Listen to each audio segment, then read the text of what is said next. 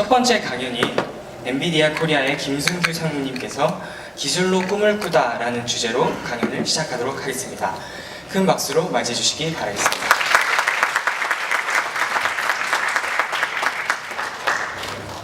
반갑습니다. 방금 소개를 받은 엔비디아 김승규 상무입니다.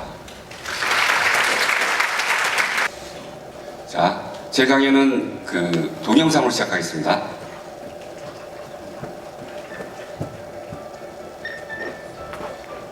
카메라 다 세팅 다시 해야 될 것 같아.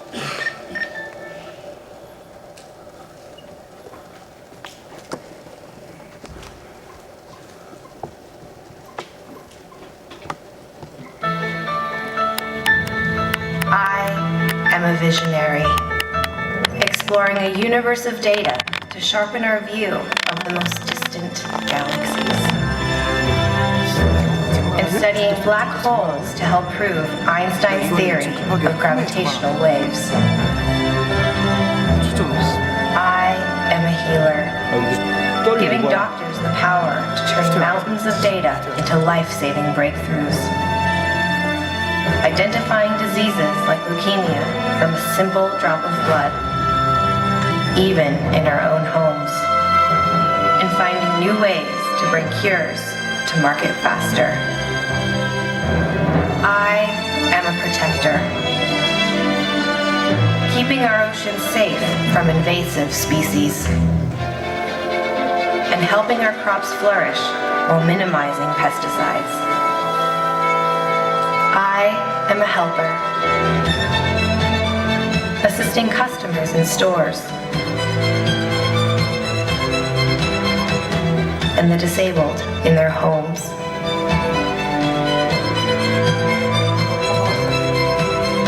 I am a navigator, mapping our world 1 millimeter at a time,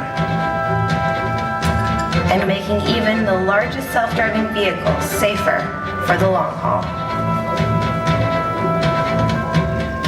I am a creator, learning to paint from the masters and applying their styles to create original works of art. I am a teacher, analyzing 500,000 player moves every game to identify strengths and weaknesses, and a learner, discovering new strategies from complex games. I am even the composer of the music you're hearing.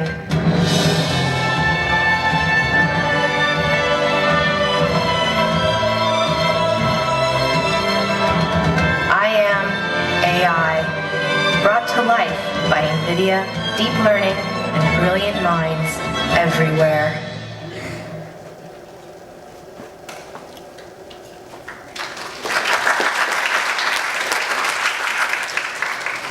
영상을 보면 느끼시겠지만 인공지능 기술을 기반으로 하는 이런 기술의 발달이 우리 삶에 많은 변화를 가져다 줄 거다라는 것을 좀 알 수가 있겠죠. 근데 제가 오늘 여러분께 설명드릴 내용은 이제 GPU 컴퓨팅이라고 하는 거예요. 그러니까 엔비디아를 아시는 분들도 계시겠지만 혹시 모르시는 분들을 위해서 간단하게만 설명을 드리면 GPU를 만드는 회사죠. 그러니까 GPU라고 하는 것은 그래픽 프로세싱 유닛이라고 해서 이걸 쉽게 생각하면 컴퓨터 그래픽 칩 기술을 만들고 있는 회사입니다. 근데 누가 뭐라고 해도 현재는 인공지능이 IT 기술의 최첨단에 있죠.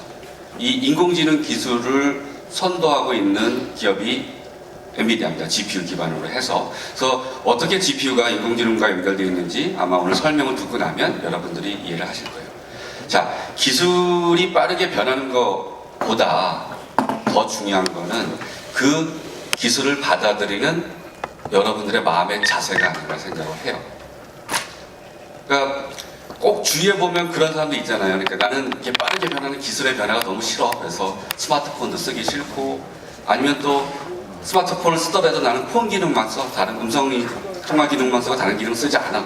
막 이렇게 그런 걸 굉장히 자랑스럽게 말씀하시는 분들이 꼭 주변에 한두 명씩 있지 않아요? 근데 이 기술이라고 하는 것은 인위적으로 그 흐름 자체를 막는다는 것은 불가능해요. 그러니까 우리가 어떻게 보면은 그 역사적으로 배울 필요가 있겠지만 보세요. 구석기 시대, 신석기 시대, 청동기, 철기 역사는 거꾸로 가지 않았어요. 거꾸로 가지 않는단 말이에요.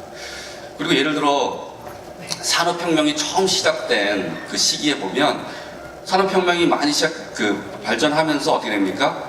공장에서 기계를 들여오게 되잖아요. 사람 대신 노동자 대신 기계를 쓰게 되거든요. 그러면 공장에서 근로하던 근무자들은 다 쫓겨날 수밖에 없어요. 그 공장이 기계를 들이면서 수많은 노동자들이 일자리를 빼앗기게 됩니다. 그래서 영국에서는 러다이트 운동이라는 게 벌어져요. 러다이트 운동. 러다이트 운동이 뭐냐면 쫓겨난 노동자들이 밤마다 몽둥이 들고 다니면서 공장에 가서 기계를 부숩니다. 왜? 저 기계가 나의 직업을 빼앗았다고 생각을 하거든요. 그럼 그 기계를 부순 사람들이 복직이 됐겠어요? 감옥을 갔겠죠, 감옥을. 자, 기계를 부술 게 아니라 지금의 무슨 변화가 있길래 사람의 노동력을 기계가 대신하지? 그럼 세상은 어떻게 변하는 거지? 그 변화에 대해서 내가 어떻게 대비를 해야 되지? 그 당시에 그 고민을 했어야죠. 가서 기계를 부술게. 자, 변화라고 하는 것은 제가 말씀드리는 그 핵심은 변화라고 하는 것은 인위적으로 흐름을 막을 수가 없는 거기 때문에 우리가 그 변화에 대한 흐름을 감지하고 그 기술의 흐름의 가장 핵심이 뭔가, 그럼 내가 미래를 선택을 할 때 예를 들어서 저 같은 경우야 저희 그 또래 같은 경우는 10년, 15년만 근무를 하고 은퇴를 하면은 더 이상 직장 생활을 안 해도 되지만 여러분들은 30년, 40년, 50년 이렇게 일을 해야 되는 미래가 창창한 사람들이다 보니까 그런 거를 대비하지 않는 거하고는 엄청난 미래의 차이가 있을 거다. 라는 걸 꼭 기억해 두시고 오늘 내용을 들으시면서 기술의 흐름 당연히 감지를 해야 되고 그 기술의 흐름의 가장 핵심 기술이 뭐고 내가 저 분야에 대해서 관심을 가지고 도전을 해볼 것인가 말 것인가 이런 생각을 하시면 될 것 같아요. 자, 4차 산업혁명 시대라고 하죠. 이게 2016년도 다보스 포럼에서 클라우스 슈밥 회장이 4차 산업혁명을 처음 얘기를 합니다. 근데 산업혁명이라고 하는 것은 굉장히 무서운 얘기예요. 무슨 얘기냐면 우리가 2차 산업혁명이 가져온 결과가 뭐냐면 그 당시에 전 세계 인구의 80%, 85%가 농사를 졌다고 합니다. 그런데 1, 2차 산업혁명 거치고 나서는 대부분 그런 농사를 짓는 농부들이 어떻게 됩니까? 공장에 가서 일하는 근로자가 되죠. 그러니까 내가 일을 하는 환경이 바뀐다. 쉽게 얘기해서 나의 삶 자체가 바뀐다라고 보면 돼요. 3차 산업혁명이 뭡니까? 인터넷 컴퓨터. 지금 세계 유수의 IT 기업, 1, 2, 3 다 IT 기업들이죠. 그러니까 근무하는 환경 자체가 완전히 바뀌어버린 거예요. 근데 이러한 변화, 과거에 한 100년, 200년 걸렸던 변화가 지금 어떻게 됩니까? 20, 30년으로 압축이 돼서 지금 벌어지고 있는 거고 지금에 있는 컴퓨터, 인터넷 혁명 그 다음에 4차 산업혁명을 얘기를 하고 굉장히 중요한 시기라고 우리가 생각을 할 수가 있어요. 근데 변화라고 하는 것은 혁명이라고 하는 것은 어느 한순간에 절대 벌어지는 게 아니죠. 그러니까 인터넷 컴퓨터 기반의 PC 인터넷 기반의 3차 산업혁명이 이제 모바일 혁명으로 갔다가 지금 얘기 나오는 게 인공지능 IoT를 기반으로 하는 4차 산업혁명으로 얘기를 하고 있습니다. 4차 산업혁명, AI가 4차 산업혁명을 다 대변하진 않죠. 그러니까 IoT, 그 다음에 클라우드 컴퓨팅, 3D 프린팅 이걸 다 포함해서 그게 하나의 어떤 시너지 효과를 낼 때 그게 4차 산업혁명이라고 얘기를 하고 있는 겁니다. 자, 그런데 이런 산업혁명을 얘기하고 있는데 제가 오늘 여러분께 말씀드리는 건 GPU를 말씀을 드리고 있는 거예요. 말씀드렸던 것처럼 컴퓨터 그래픽 칩이에요. 그래서 그래픽 카드를 이렇게 뜯어보면 그 보드 안에 있는 핵심 프로세서가 바로 GPU입니다. 자, 이런 장면들은 꼭 사진으로만 보세요. 난 여기 로봇공학계 학생들이다 보니까 난 저걸 꼭 실사를 봐야겠다 해가지고 방에 가서 또 기어코 또 돌아봐가지고 그런 거 하지 말라고요. 네, 사진으로만 보세요. 이게 GPU예요, GPU. 그러면 이 GPU가 지금 제가 얘기하고 있는 게 우리 삶의 변화를 가져온다라고 했잖아요. 그거하고 어떤 관계가 있냐는 거죠. 그거를 제가 단적으로 보여주는 영상을 하나 준비했습니다. 이 영상이 그냥 영상이 아니라 VR 영상입니다. 가상현실 영상. 여러분들이 가상현실 영상을 제대로 보려면 다들 이렇게 헤드셋을 쓰고 봐야 되겠죠. 근데 저희가 예산 부족으로 헤드셋을 다 마련해 드리지 못하고 그냥 VR 영상을 준비했으니까 여러분들 그냥 화면으로 들어갔다, 내가 화면 속에 있다 라고 생각하고 영상을 봐주시기 바랍니다.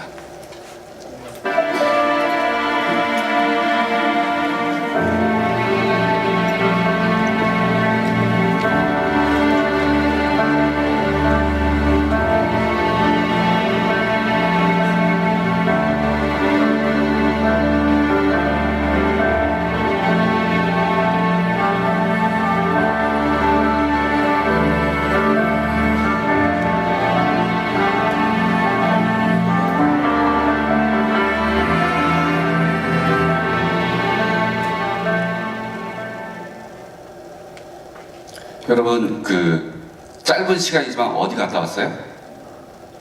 네, 여러분은 공짜로 지금 화성을 다녀오셨습니다. 인류가 화성 이주 계획을 준비한다는 얘기 들어봤죠? 이거 생각보다 굉장히 오래된 프로젝트거든요. 이 프로젝트를 진행하고 있는 사람은 스페이스X의 앨런 머스크가 이거 준비를 하고 있죠. 근데 원래 기술적으로는 2030년 이후에 인류가 최초로 화성에 사람을 보낼 수 있을 것이다 라고 예상을 했는데 앨런 머스크가 작년 말에 인터뷰를 합니다. 그래서 기술이 빨리 발전하다 보니까 일정이 좀 빨라졌다. 2022년, 이제 5년밖에 남지 않았어요. 불과 5년 후에 100명의 선발대가 출발을 한다고 합니다. 현재 기술로는 약 80일 정도가 소요되고 그 다음에 인당 운행료가 20만 달러. 20만 달러면 하나로 얼마예요? 2억 2천 정도 되겠죠? 이게 왕복 티켓이 아니라 편도 티켓이 아닙니다. 편도. 그러니까 아직 그 화성에서 다시 로켓을 쏴서 지구 돌아올 수 있는 기술은 아직 없기 때문에 편도 티켓입니다. 여러분, 안 그래도 요즘 취업이 어려워서 많이 힘든데 어렵게 그 취업 경쟁을 뚫고 취업을 해서 10년 동안 먹지도 않고 쓰지도 않고 모아서 겨우 우리 화성 가는 편도 티켓을 살 수 있다는 얘기예요. 근데 사람이 자기 앞날을 알 수가 있어요. 나의 미래에 대해서 이렇게 막 쉽게 알 수가 있어요. 가서 살아봤는데 아니다 싶으면 어떡할 겁니까? 그러니까 우리 사람이 자기 바로 앞도 모른다고 하는 결혼식 같은 거 보면 여러분들 이제 친척들 결혼식 같은 데 가보면 느끼겠지만 물어보잖아요. 서약을 하잖아요. 뭐 기쁠 때나 슬플 때나 아플 때나 그 사랑하시겠습니까? 물어보면 그 당시 일단은 살아보고 나중에 가서 뭐 이렇게 얘기하는 사람 없잖아요. 그 순간에 다 예라고 하지만 실제 또 살아보면 어떻습니까? 그렇지 않을 수가 있는 것처럼 이게 가서 아니었을 때가 더 큰 문제잖아요. 그러니까 이런 것들을 할 수 있는 게 기술로 풀어갈 수 있다는 거죠. 작년 그 GTC, 이제 엔비디아 그래픽 컨퍼런스에서 위에 계신 분이 저희 엔비디아 CEO 젠슨 황이시거든요. 그때 마르스 2030이라고 하는 프로젝트를 발표를 합니다. 그러니까 마르스 2030이 뭐냐면 화성에 대한 데이터를 가장 많이 가지고 있는 데는 나사잖아요. 실제 데이터를 가지고 있으니까 나사가 가지고 있는 실제 데이터를 기반으로 해가지고 생생한 화성 체험을 VR로 할 수 있게 하는 겁니다. 이게 기술이 가야 될 방향인 거죠. 그러니까 우리가 굳이 거기까지 가지 않고 미리 체험을 해보고 아 이건 나하고 맞다, 틀리다 이런 걸 판단하고 나서 결정할 수가 있는 거니까 기술들이 이런 부분들을 제공할 수 있는 거고요. 나사가 하는 프로젝트가 또 있어요. 엔비디아가 나사가 하는 프로젝트가 뭐냐면 우주 비행사 올려요. 그 우주 비행사가 우주 정거장 가서 거기서 적응을 하기 전에 지구에서 먼저 다 시뮬레이션 해보고 훈련 받아서 가야 될 거 아니에요. 그 훈련 시스템을 어떻게 VR로 실제 하고 있는 프로젝트의 하나고 굳이 우주까지 가지 않는다 손 치더라도 이거는 VR로 만든 게임 중에 하나인데 에베레스트. 그러니까 우리가 전 세계 살면서 지구를 많이 돌아다니긴 하겠지만 에베레스트를 실제 가볼 수 있는 사람은 굉장히 좀 제한적이지 않을까. 아무나 갈 수 있는 곳이 아니잖아요. 그거를 실제 에베레스트를 등반하는 것 같은 시뮬레이션을 할 수 있는 게임으로 지금 나온 거고 이게 이제 정상 등극을 했을 때의 모습인데 만약에 진짜 우리가 VR을 쓰고 헤드셋을 쓰고 저 위치에 있다라고 하면 완전히 에베레스트 정상 가지 못했지만 그거에 준하는 그런 체험을 할 수 있을 거다 이렇게 생각을 합니다. VR이라고 하는 것은 미래 변화에 굉장히 중요한 플랫폼이라고 할 수 있는 것 중에 하나가 30분이니까 여태까지도 설명드렸지만 이외에도 활용될 수 있는 범위가 굉장히 많아요. 그 중에서도 저는 대표적인 게 교육적인 용도의 콘텐츠라고 생각을 합니다. 교육 분야라고 하는 것은 저희 때 예를 들면 저희 때 그 교과서라는 것은 거의 다 텍스트 기반의 글자 기반의 책이에요. 그러니까 사진은 몇 페이지 하나씩 이렇게 사진 들어가 있는 게 그 교과서였는데 제가 저희 자녀들 교과서를 보고 깜짝 놀랐어요. 교과서를 보니까 사진이 주고 텍스트가 거기에 붙어 있는 부처럼 이렇게 보여지는 그런 느낌을 받았었거든요. 그러니까 그러니까 글을 읽어서 습득하는 것도 중요하죠. 근데 왜 이미지를 많이 넣습니까? 우리가 눈으로 보고 그걸 뇌에서 기억하는 것이 훨씬 더 교육적 효과가 크다라고 판단하기 때문에 사진이 추가되는 거잖아요. 근데 사진을 보는 거하고 내가 VR을 체험을 하고 이게 인도에 있는 뭐 이슬람 건축 양식의 타지마할이다.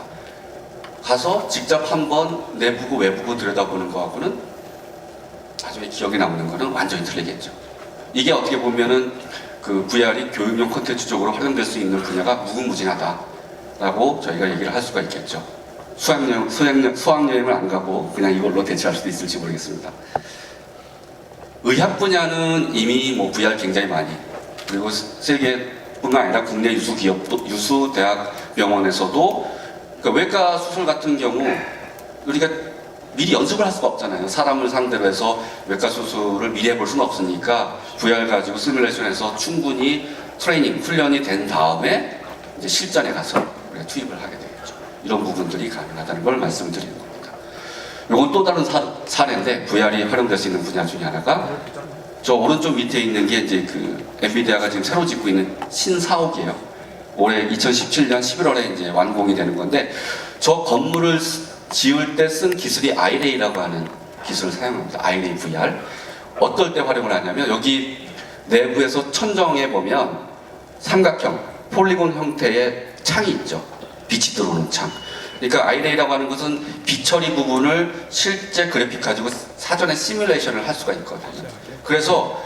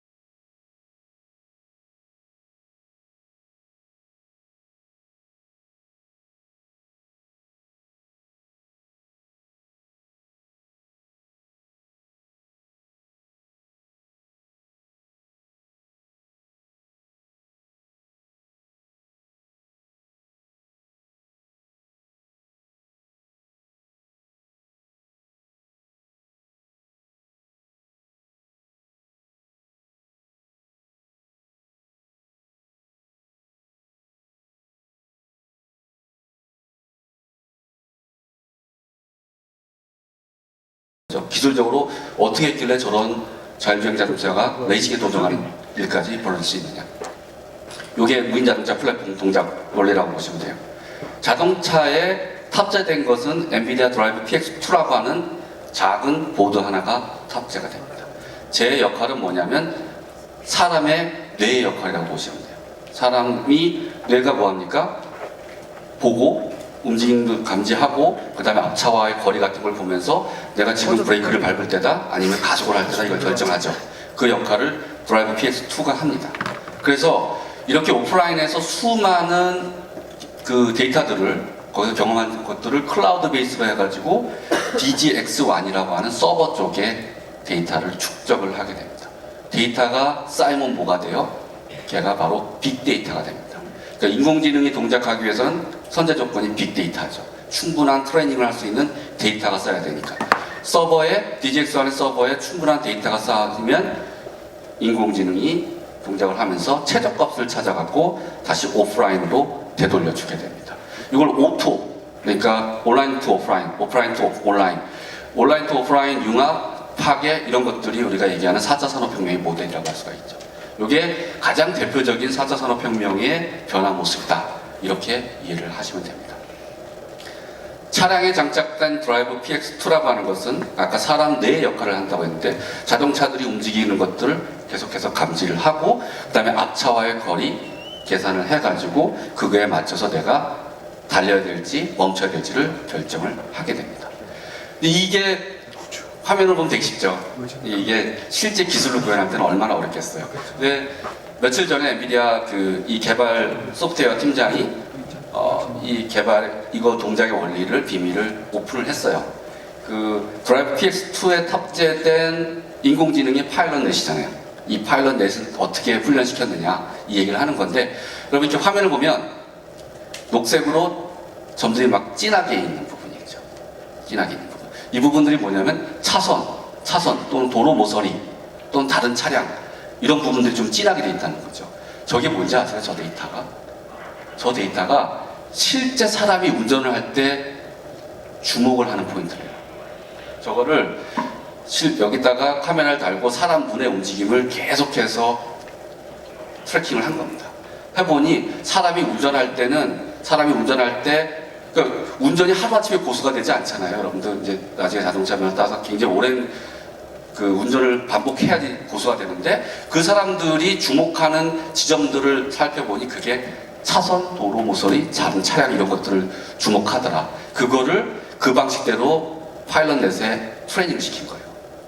그러니까 인공지능은 가만히 보면 여태까지 나온 것들 기술들을 가만히 보면 사람의 뇌를 모방한 케이스가 많고 그런 부분들이 성공을 한다. 이렇게 보시면 될 것 같아요. 그 드라이브 PX에 들어있는 프로세서가 뭐냐면 뇌에 해당되는 게 바로 GPU입니다. 아까 얘기했던 1080 Ti 같은 아키텍처의 GPU가 드라이브 PX2에 장착이 되어 있습니다. 자, 서버라고 했죠. 서버는 DGX1, 그 딥러닝 슈퍼컴퓨터거든요. 이 DGX1의 내부를 간략하게 뜯어보면 이런 식으로 내부가 되어 있는데 이 내부에서 역시 사람 뇌의 역할을 하는 것은 뭐냐면 8개의 테슬라 P100이라고 하는 보드가 사람 뇌의 역할을 합니다. 이 테슬라 P100이 8개가 들어가서 나오는 연산 능력은 170 테라플로스, 초당 170조 개의 부동소수점 연산이 가능한 컴퓨팅 파워를 가지고 있어요. 이 P100이 뭐냐면 아까 얘기하고 했던 GPU. 그러니까 쉽게 생각하면 차에는 작은 뇌가 타고 있는 거고 서버에는 큰 뇌가 들어있다고 생각하시면 됩니다. 다 GPU라는 겁니다. 왜? 계속 얘기하고 있지만 우리 그 뇌 구조와 흡사한 GPU를 저로 활용하는 거죠.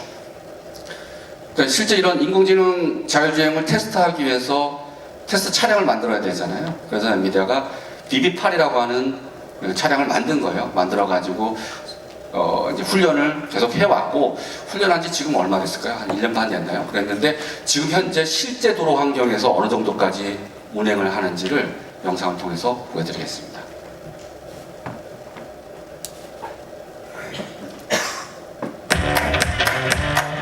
Take minutes. San Mateo. I wanna live like the Mardi Gras with a phone call and an entourage. Don't need no R&R to regular life. I say I was. Hey, living life in the fast lane. May your pain only be champagne. So please come join me. One thing, good vibes only. I just cash my check. I ain't paying rent. I just quit my job. Don't them all get lost. Don't care who you are. Don't care where you from.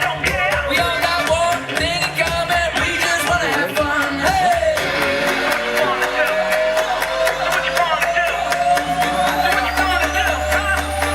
One thing, good vibes only. I just cash my check. I ain't paying rent. I just quit my job. Don't them all get lost. Don't care who you are.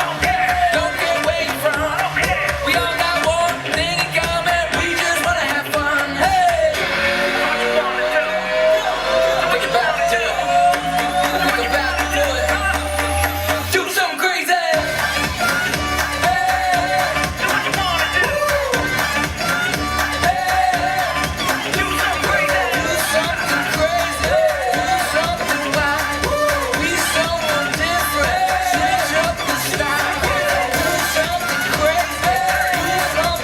Disengage autopilot.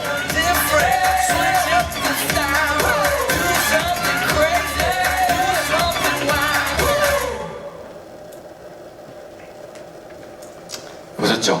레이싱 할 때 한정되어 있는 트랙만 도는 게 아니고요. 실제 도로 환경에서 지금 저 정도까지 운행을 하고 있습니다. 그러다 보니 올해 그 1월 달에 미국 라스베가스에서 열린 CES에서 모 자동차 회사가 엔비디아가 이걸 발표합니다. 2020년에 인공지능 자동차를 출시하는 걸 목표로 하겠다고. 여러분, 이런 기술이 그냥 저쪽에서 흘러가는 기술이 아니라 3년 후에는 저 자동차를 실제 파는 세상이 온다는 거예요. 그냥 3년만 더 버텨보죠. 진짜인지 아닌지. 자, 두 번째는 한번 의료 분야, 의학 분야에서 GPU가 어떻게 활용돼서 인공지능 쪽에 활용되고 있는지를 한번 보여드릴게요.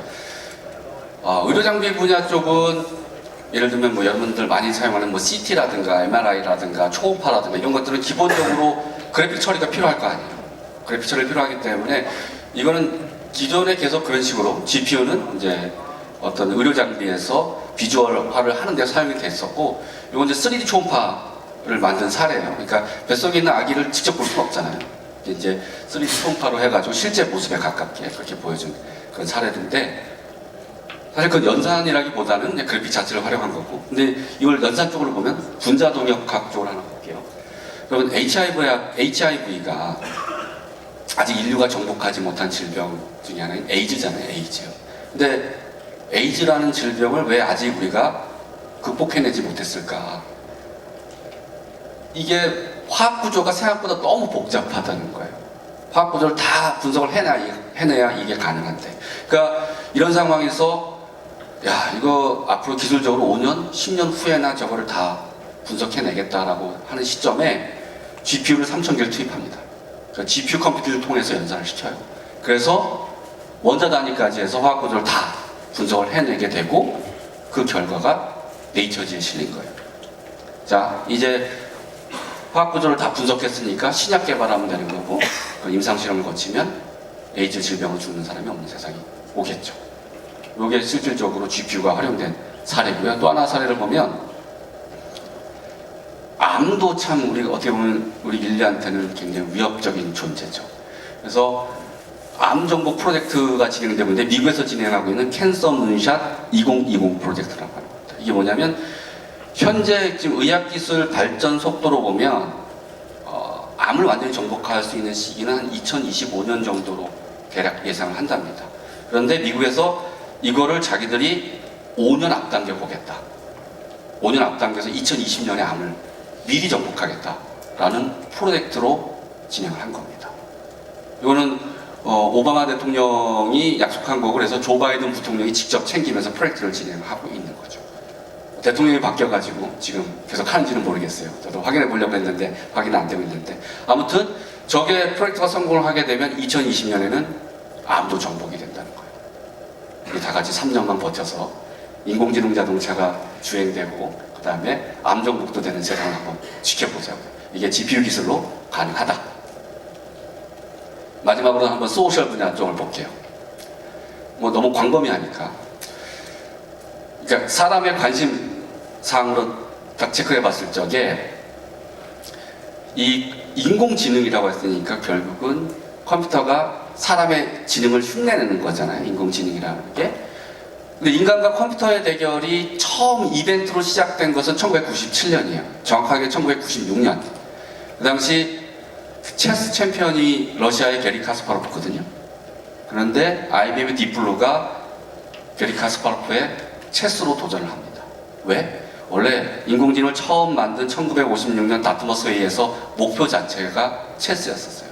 40년 만에 도전을 한 겁니다. 정확하게 40년 만에. 근데 96년도에 지고 97년도에 딥블루가 이기죠. 이런 이벤트가 있었어요. 여러분 태어나기 전인 것 같은데요. 그죠? 그리고 2011년, 14년이 흘른 2011년에 미국에서는 뭐가 있었냐면 그 IBM 왓슨이라고 하는 컴퓨터가 인간 퀴즈 챔피언들과 퀴즈 대결을 벌입니다. 그러니까 사람보다 박학다식하다는 거죠. 그죠? 가운데 있는 게 사람이 아니고 IBM의 왓슨이에요. 점수를 보세요. 왓슨이 이겼어요.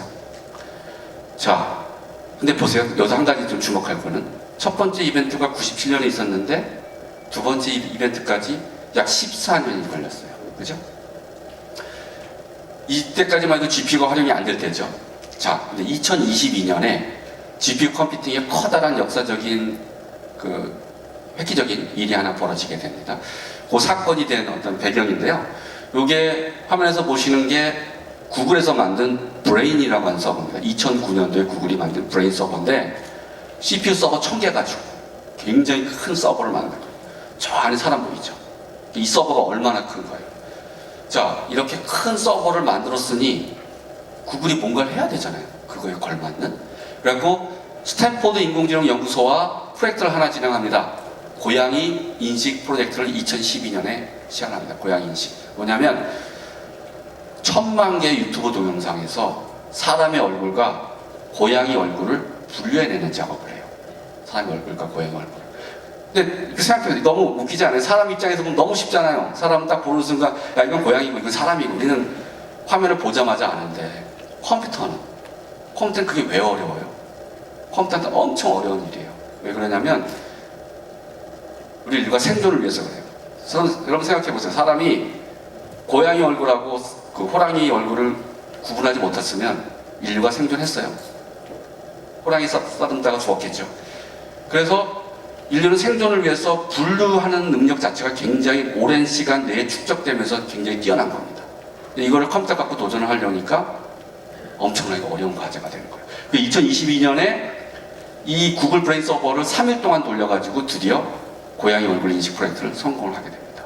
이건 컴퓨터 역사에서는 굉장히 큰 진일보한 사건이라고 할 수 있는데 재밌는 거는 2012년에 또 다른 사건이 하나 벌어져요. 이미지넷 챌린지라는 대회가 있는데 이게 뭐냐면 100만 장의 테스트 이미지 100만 개의 테스트 이미지를 주어지고 그 100만 개에 들어있는 테스트 이미지 내에서 사물들을 분류를 해냅니다. 그래서 예를 들어 이건 의자 카테고리, 이거는 뭐 스피커야, 스피커 카테고리, 이런 식으로 카테고리 1000개를 주고 거기에다가 분류를 하는, 그거를 같은 시간 내에 누가 정확도를 높게 가져가냐 가지고 우승을 따지는 대회인데, 우리 파란색 점을 보면 2012년까지 우승을 한 팀이 정확도를 보면 약 70% 중반대에 머물러 있어요.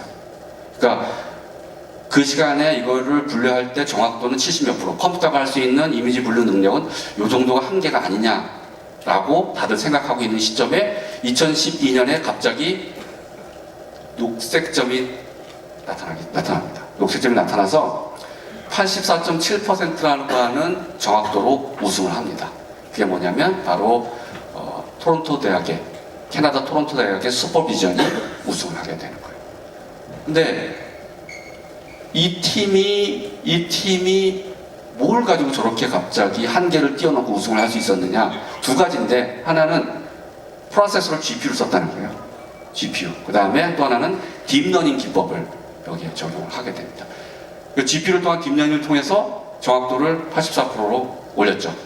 그리고 그 소스, 알렉스넷을 소스 코드를 공개합니다. 알고리즘 자체를 공개를 해요. 그러니까 어떻게 됩니까? 2012년 다음에 2013년, 14년, 15년 가니까 파란색 점이 없어지죠. 왜? 다 GPU 가지고 하는 거죠. 딥러닝 방식으로 하면서 지금은 정확도는 오히려 사람을 뛰어넘었다고 해요. 사람보다 정확하다는 게 말이 돼요. 왜 그러냐면 사람은 착시 현상이 있어요.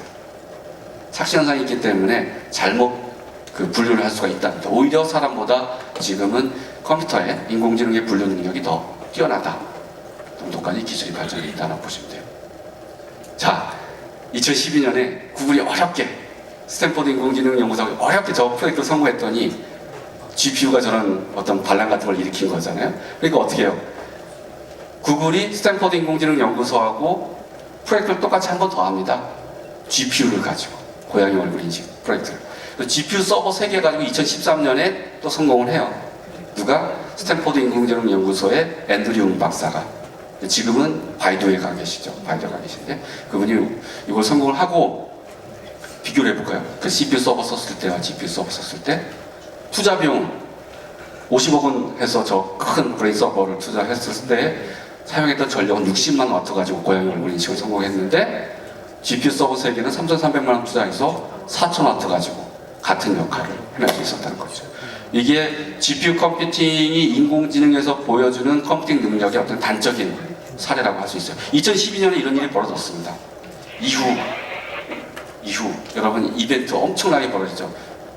일단 작년에 한국에서 알파고와 이세돌의 대결이 있었고 그리고 나중에 자세하게 기사를 읽으신 분들은 알겠지만 구글 서버에서 176개의 GPU 서버를 활용해서 이걸 했다는 걸 읽을 수가 있을 거예요. 이거는 뭐 해외에서 벌어진 게 아니라 우리나라에서 벌어진 거니까 굉장히 우리한테 다가온 임팩트가 컸었죠. 이 이벤트가 이런 것뿐만이 아니라 요즘은 너무 많아요. 기사를 찾아보세요. 뭐 인공지능과 사람의 대결, 인공지능과 사람의 대결. 아까 얘기했죠. 1997년에서 2011년까지 14년이 걸려서 하나의 이벤트가 나왔는데 요즘은 정말 하루가 멀다고 이벤트가 벌어지고 있어요. 그러니까 일본 같은 경우는 소설 쓴다는 얘기 들어보셨죠? 그래서 컴퓨터가 소설을 쓰는 날이 인공지능이 쓴 소설이에요. 그래갖고 일본의 권위 있는 문학상에 제출을 합니다. 그래서 예설을 통과해요. 그러면 그 심사위원들은 이게 사람이 썼는지 컴퓨터가 썼는지 상상을 못했던 거죠. 그러니까 그 정도까지 기술도 나와 있고 이건 또 올해 한국에서 벌어진 거예요. 그 번역 대결, 인공지능과 사람의 번역 대결해서 결과는 사람이 이겼죠. 결과는 사람이 이겼는데 왜? 스피드는 인공지능을 따라가지 못해요. 스피드는 너무 빨라. 근데 아직은 정확도 면에서 정확하게 해석을 했느냐에서 사람이 앞선다. 근데 이것도 시간이 지나면 어떻게 되겠습니까? 분명히 언젠가는 역전이 되는 시기가 올 거다. 이렇게 예상을 하고 있고 알파고 뭐 하고 있어요? 알파고 지금도 계속 바둑은 둬요. 알파고는 이제 지지 않는 거의 뭐 신의 바둑의 경지까지 이르렀죠. 사람이 따라가기 어려울 정도로. 그리고 데미스 아사비스가 무슨 얘기를 했냐면 다음 도전 과제를 스타크래프트라고 얘기를 했거든요. 스타크래프트에 대해서 어떻게 그거를 구현할지에 대해서는 모르겠어요. 방법론적으로 모르겠지만 하여튼 뭔가 준비하고 있다. 이 엄청난 알파고 또 뭔가 준비하고 있다. 이렇게 보시면 될 것 같아요. 자, 이런 사회 변화들의 이벤트들 자체만 놓고 볼 게 아니라 기술에 대해서 제가 계속 말씀드렸으니까 여기에 가장 핵심적인 부분이 뭐냐면 GPU 컴퓨팅을 활용했다는 거고 딥러닝 방식을 썼다는 거. 이 두 가지는 꼭 기억을 해두시길 바랍니다. 그러니까 딥러닝 얘기하니까 딥러닝이 뭔지에 대해서 또 간단하게 좀 짚고 넘어가 볼게요. 인공지능이에요. 인공지능의 한 분야라고 보시면 되는데 딥러닝이라고 하는 것은 우리 아까 그 뇌세포, 뉴런으로 복잡하게 얽혀 있는 이 뇌세포의 활동을 모방한 인공신경망을 만들어서 동작시키는 게 바로 딥러닝이라고 보시면 되는데 뇌세포에 이렇게 복잡하게 여러 신호들을 받아줘서 복합적으로 결정하는 거를 어쨌든 산술적으로 표현을 해야 되니까 어떻게 합니까? 이제 이런 함수를 만드는 거죠. 함수를 만들어서 연산을 할 수 있게 하는 방식을 취하죠. 뭐 프로그램에 따라서 가중치 다 다르게 나타나는 거니까 이런 식으로 수학화, 도형 모델을 한다라고 보시면 될 것 같고 이것들을 다층으로 패턴 분석을 계속해서 반복을 합니다. 이미지 이제 읽어낼 때는 여러 개 층으로 해가지고 반복해서 패턴 분석을 해가지고 읽는 거죠. 굉장히 유명했던 드라마죠. 이 드라마를 읽을 때 지금 컴퓨터 능력이 저거는 그냥 공유와 이렇게 읽는 게 아니고요. 지금은 캡셔닝 기능이 있죠. 그래가지고 문장을 만들 수가 있습니다. 거기서 뽑아낸 단어들을 가지고 합쳐서 문장을 만들어내니까 우선을 쓰고 지나가는 사람을 바라보는 공 이런 식으로 뽑아낼 수 있는 능력까지 지금은 갖추고 있는 거죠. 자, 딥러닝이 이런 방식으로 이미지를 읽어드린다고 했잖아요. 사람 뇌를 모방했다고 했잖아요. 바둑 고수가 되기 위해서 어떻게 공부해요? 수많은 이전 고수들이 뒀던 바둑을 보면서 우리가 기보라고 하죠. 기보를 보면서 공부를 하죠. 그러면 알파고는 어떻게 했어요? 똑같이 기보를 보면서 공부를 했어요. 그 방식으로 쓴 게 CNN인데 여기 유명한 바둑이에요. 저기 이세돌과 알파고의 4차전 이세돌이 이겼을 때 저 흰수 하얀 가운데 있는 백수로 지금 이제 알파고를 혼란에 빠뜨렸던 그 묘수가 나와 있다.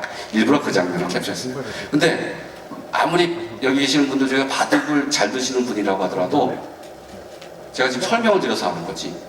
한번 보자마자 아 이거는 현재 어떤 장면이야. 누가 유리해.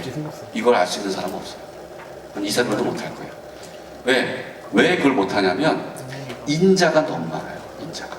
아까 얘기했죠. 파일럿넷이 엔비디아의 파일럿넷이 어떻게 주행을 했느냐. 실제 운전을 할 때 거기 있는 인자들을 내가 다 데이터를 입력받으면 너무 경우의 수가 많기 때문에 그거를 할 수가 없는 거예요. 그럼 거기서 내가 운전할 때 필요한 부분만 뽑아내 발전해서 했던 거잖아요. 마찬가지예요. 인자가 너무 많으면 안 되니까 그 기보를 공부할 때도 알파고는 똑같은 방식을 취해요. 부분 봅니다. 이렇게 부분. 그러니까 우리 바둑 프로그램 보면 해설을 하잖아요. 뭐 좌상기의 전투가 벌어졌다, 중앙의 전투가 벌어졌다. 그렇게 나눠서 얘기하는 이유 자체가 그 부분만 우리가 한 번에 볼 수 있는 거예요. 그 부분만.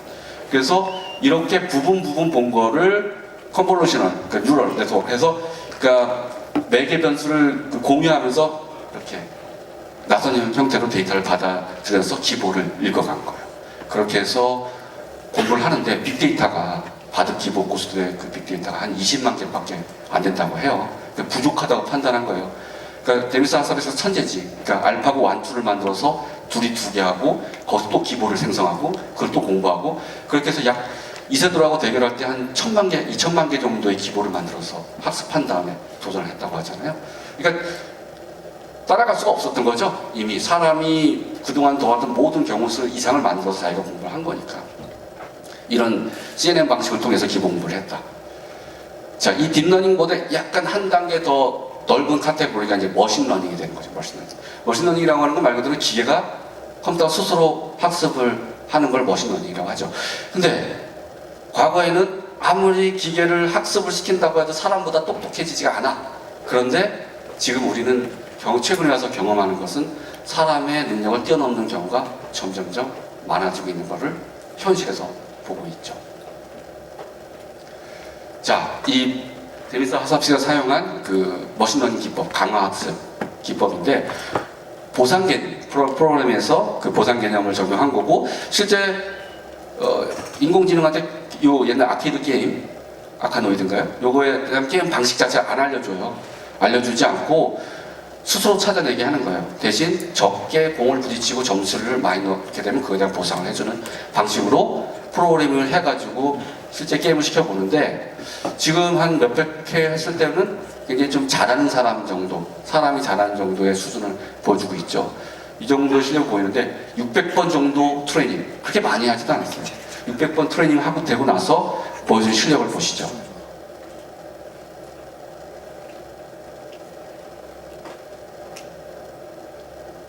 보셨죠? 어떻게 하면 점수를 쉽게 낼 수 있는 걸 스스로 터득을 했는데 저 방식을 알파고에 적용을 했다. 이렇게 보시면 될 것 같아요. 요게 인공지능과 머신러닝, 그 다음에 인공지능, 머신러닝, 딥러닝을 한 페이지로 설명드릴 수 있는 가장 쉬운 장표라고 보시면 될 것 같아요. 인공지능의 시작 시점은 1956년 다트머스 헤이스라고 말씀을 드렸고 한때 붐업이 있었다가 다시 이제 좀 잠잠해졌다가 80년대 후반에 머신러닝이 뜨면서 굉장히 또 그 확산이 됐었죠. 근데 머신러닝도 굉장히 관심 많은 분야였다가 어떤 기술적인 한계에 부닥치면서 멈춰 있었다가 2010년대 와가지고 다시 딥러닝을 통해서 인공지능의 전성기를 맞이하고 있다. 이렇게 보시면 될 것 같은데, 그러니까 이 딥러닝이 지금 거의 르네상스라고 할 수 있는 이 딥러닝이 이런 르네상스를 이룰 수 있었던 여러 가지 기본 요소가 있었어야 된다. 그 중에 하나가 이제 아까 설명드린 빅데이터. 인공지능이 학습할 데이터가 없으면 안 되니까 빅데이터는 이런 그 딥러닝을 하기 위한 가장 기본이 되겠죠.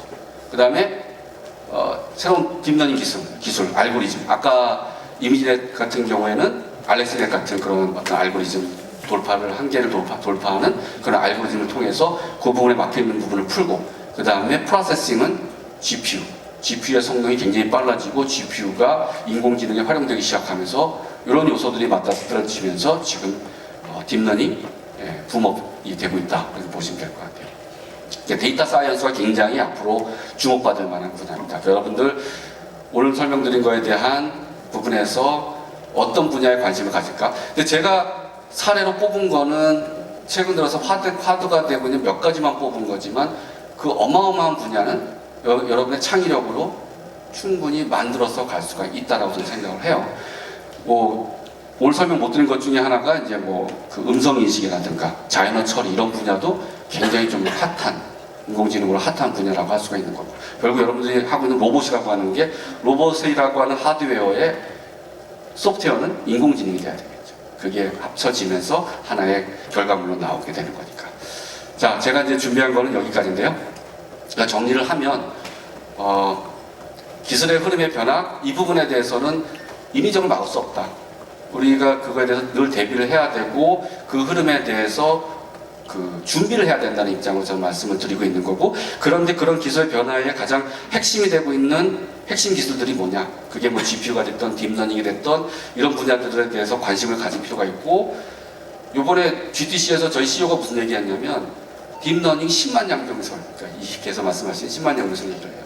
그러니까 딥러닝을 활용할 수 있는 엔지니어들 10만 명을 확보한다는 걸 목표로 움직인다는 거고, 저는 여기에 우리나라 청소년들도 많이 합류하고 우리도 그 딥러닝 자체를 자유롭게 활용할 수 있는 사람들이 많이 나왔으면 좋겠어요.